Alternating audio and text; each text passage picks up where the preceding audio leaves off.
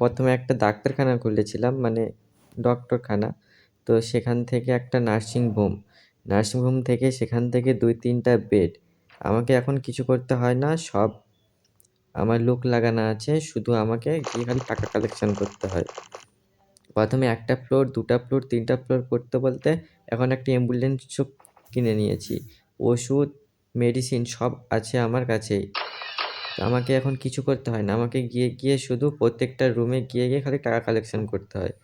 তো দেখো, এইভাবে তোমরা একটা যে কোনো বিজনেস, সত্যিকারের বিজনেস আর গেমের বিজনেস, সে যেই হোক না কেন, তোমাকে সেটা করতে হবে ঠিকঠাক, তবেই তুমি সেটা করতে পারবে। শুধু আমাকে এখন কিছু করতে হয় না, এই তো গিয়ে খালি টাকা কালেকশন করছি গোটাই।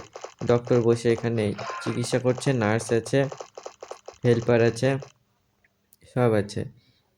প্রতিটা ঘরে ঘরে গিয়ে আমি এখানে শুধু খালি টাকা কালেকশন করি। এই যে এই রুমটাতে শুধু আছে হাত পা ভেঙে যাওয়ার পেশেন্টরা শুধু আসে এখানে।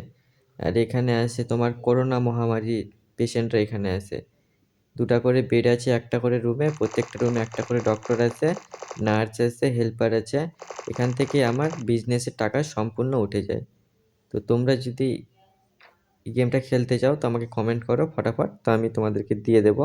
তো দেখো কীভাবে আমি শুধু খালি টাকা কালেকশন করে বেড়াই।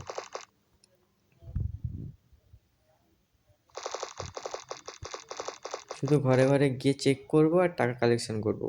গিয়ে চেক করব যে প্রত্যেকটা হেল্পার, নার্স ঠিকঠাক করে কাজ করছে কিনা।